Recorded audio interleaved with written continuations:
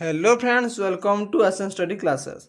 तो बर्तमान आज आम डिस्कसन करवा plus two second year education बा पे शिक्षा एजुकेशन रो आज आम यूनिट 1 रो यूनिट आई रो लॉन्ग क्वेश्चन आज आम डिस्कसन करवा 5 मार्क विशिष्ट प्रश्न पे सिलेक्शन प्रश्न आज आम डिस्कसन करवा।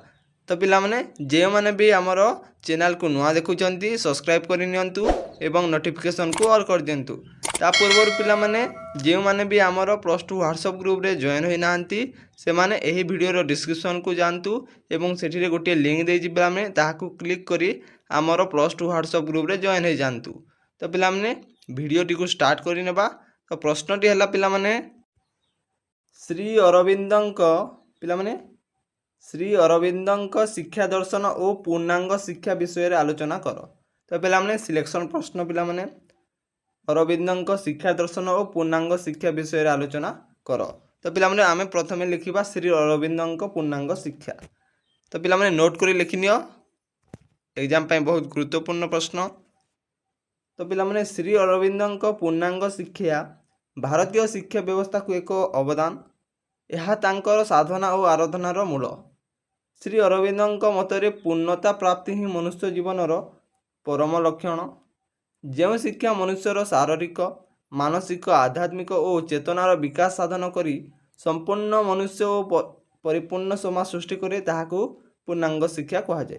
तो पिला माने श्री अरविंदंक पूर्णांग शिक्षा भारतीय शिक्षा व्यवस्था को एक तांको गोटे अवदान रही। अरविंदंक शिक्षा पूर्णांग शिक्षा यह तांकर साधना एवं आराधनार मूल मंत्र। श्री अरविंदंक मतरे पिला माने पूर्णता प्राप्ति ही मनुष्य जीवनर चरम लक्षण। पिला माने मन रख, यही गोटे लाइन मन रख। श्री अरविंदंक मतरे पूर्णता प्राप्ति ही मनुष्य जीवनर चरम लक्षण। जो शिक्षा मनुष्यर शारीरिक मानसिक आध्यात्मिक और चेतनार विकास साधन करी संपूर्ण मनुष्य और परिपूर्ण समाज सृष्टि करे ताहाकू पूर्णांग शिक्षा कहुए। पिला माने मन रख, 2 मार्क रे भी आसे। नेक्स्ट होची तापर पिला माने श्री अरविंद तांकर पूर्णांग शिक्षा को मुख्यतः 5टी भाग में विभक्त करिसेंती। पिला माने 5टी भाग में विभक्त करिसेंती, यथा शारीरिक मानसिक आध्यात्मिक आत्मिक और चेतना शिक्षार लक्ष्य होउची पूर्णता प्राप्ति। पिला माने नेक्स्ट होची तापरे पिला माने शारीरिक शिक्षा। प्रथमे पिला माने शारीरिक शिक्षा। सुस्थ मन केवल सुस्थ शरीर सृष्टि करे, सुस्थ शरीर रे सुस्थ मनर सृष्टि। शिक्षार लक्ष्य एथिपाई शारीरिक शिक्षार आवश्यकता रही अछि। विभिन्न क्रीड़ा कोष माध्यम शिक्षार्थीर अंग प्रत्यंगर विकास करा जिबा उचित। शारीरिक शिक्षार लक्ष्य है पिला माने। तो पिला माने सुस्थ मन केवल सुस्थ शरीर सृष्टि करिथाए। सुस्थ मन केवल सुस्थ शरीर सृष्टि करिथाए। सुस्थ शरीर रे सुस्थ मनर सृष्टि होता है।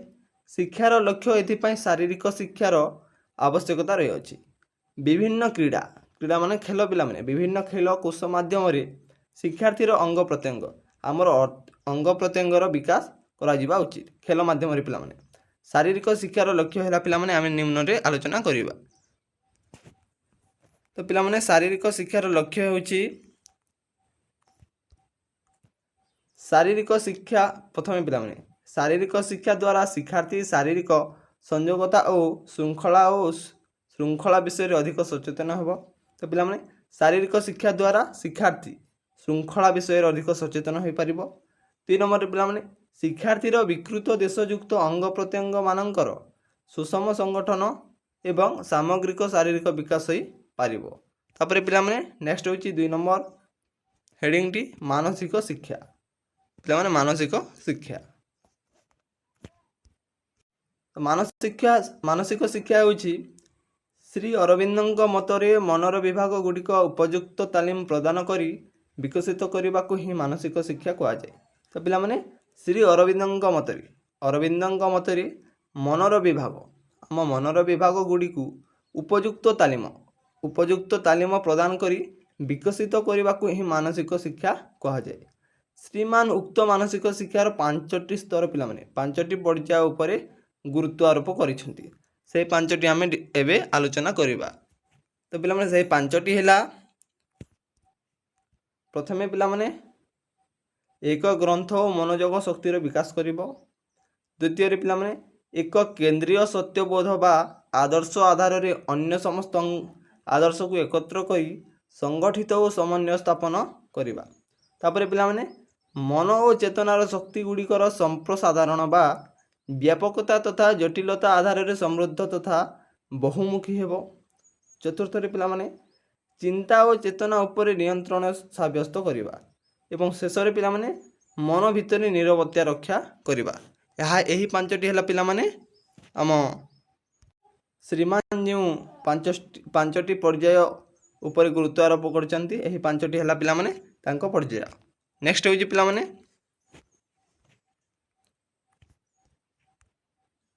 श्री अरविंद मतरे प्रत्येक मनुष्यर मन 4टी स्तर पिलामाने केतोटी 4टी स्तर बा विभाग रही अछि। यथा प्रथमे पिलामाने चिंता, मानस, बुद्धि एवं अति मानस पिलामाने एही 4टी स्तर रही अछि। शिक्षा माध्यम रे मनुष्य साधारणतः 6 कोटि स्तर दे यही अति मानस स्तर रे पहुंची थाए। तो पिलामाने एही 6टी अति मानस आमे एबे आलोचना करिबा। तो पिलामाने प्रथमे हला साधारण मन, द्वितीय रे उच्चतर मन, तृतीय रे आलोकित मन, चतुर्थ रे बोधि मन, पंचम रे अधिमानस एवं शेष रे अति मानस एही 6टी पिलामाने कहिसंती। नेक्स्ट होची प्राणिक शिक्षा पिलामाने प्राणिक शिक्षा शिशु संगीत, कला, नृत्य, अभिनय, हस्तशिल्प इत्यादि अंशग्रहण को प्राणिक शिक्षा कहा जाए। तो पिलामाने शिशु माने बालक, शिशु संगीत माने गीत, कला, नृत्य, अभिनय, हस्तशिल्प इत्यादि अंशग्रहण को ही प्राणिक शिक्षा कहा जाए। द्वितीय पिलामाने इंद्रिय गुड़िक व्यवहार करने सह से गुड़िक नियंत्रण करिथाए। तृतीय पिलामाने कर्म माध्यम रे शिक्षा एथिपाई उपयुक्त काहेथिपाई पिलामाने प्राणिक शिक्षा पाई। नेक्स्ट होची चैत्य शिक्षा।